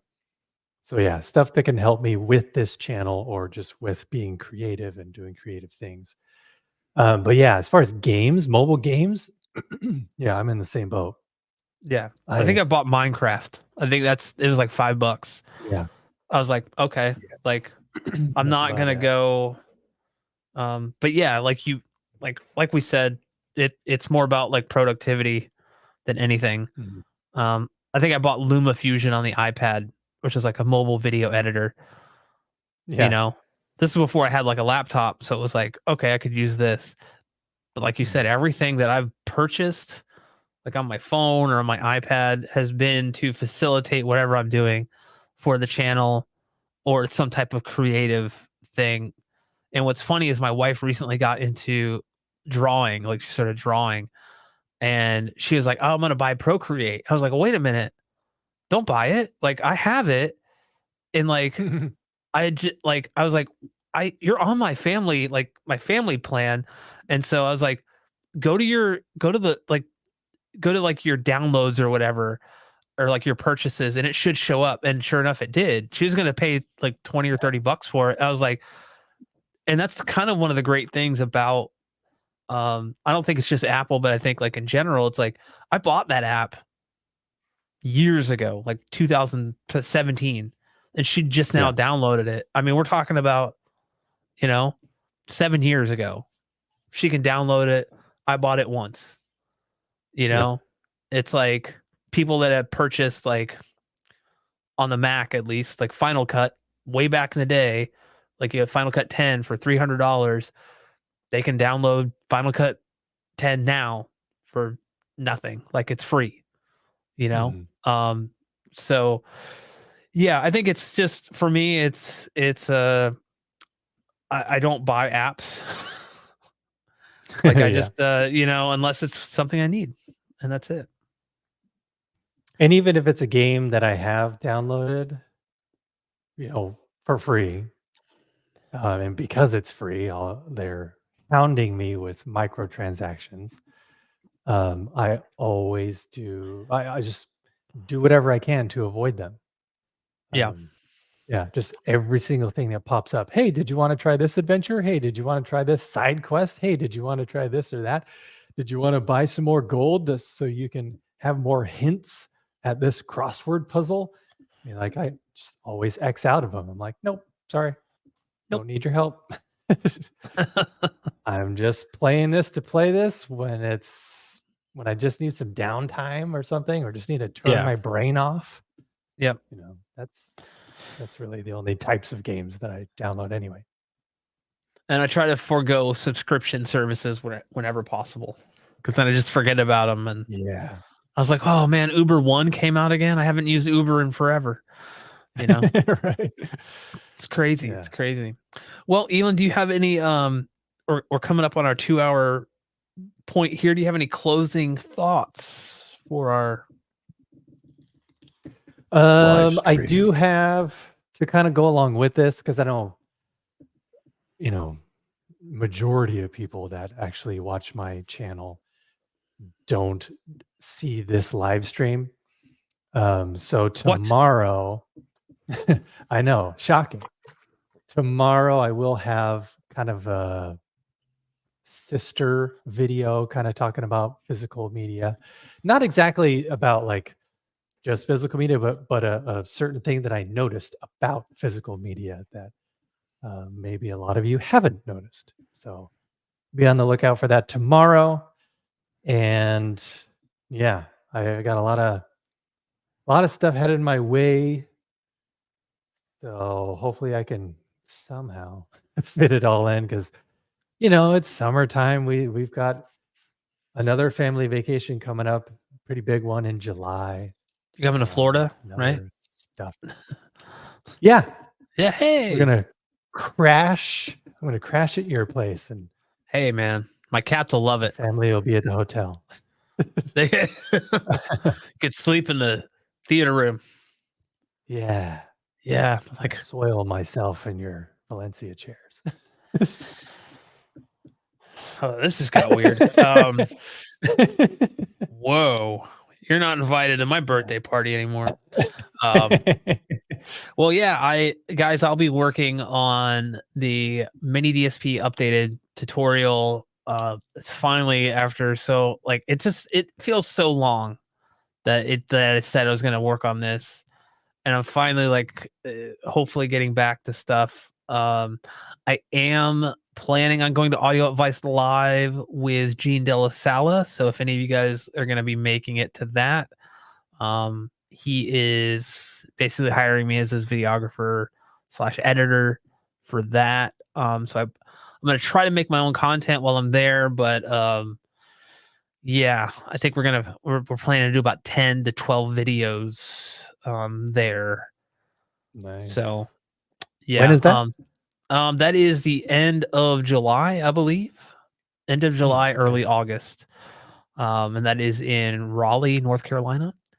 Yeah. I may rent a car because they just opened a micro center in Charlotte, North Carolina. I keep talking about micro center, and what I just realized is when I went to Louisiana last year, I went to a micro center and I bought some USB thumb drives. I don't know if it's going to focus, but Yay! Whoa! There it goes. yeah, micro center. Micro Please Center. sponsor me. Actually, Micro Center, if you watch this, you want to sponsor me, fly me out to Charlotte. We'll build a computer and give it away on the Yeah. channel, like a HTPC, because nobody does HTPCs. It's all these gaming systems, right? Like True. that would be Yeah. cool. That would be a different market that you could tap into. But anyway, guys, I think it's going to do it for us here. Thank you so much for joining. Elon, do you have anything to say other than what you just said? Not really. Cool. Well, next week we are going to be back, I believe, unless something happens, and we're Hopefully not. I'll have an Ethernet cable that's long enough. Yes, you know you can get those on Amazon. I'm told. Yes. Actually, I have like 3. I could just make you one and send and ship it to you. So I have like 400 feet of Ethernet cable, um, and like the little Whoa. RJ40. Yeah, I'm do it.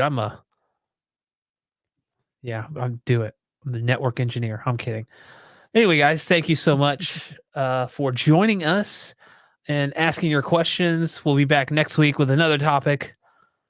And yeah, I think it's going to close it out. So see you guys next week. Thank you. See ya.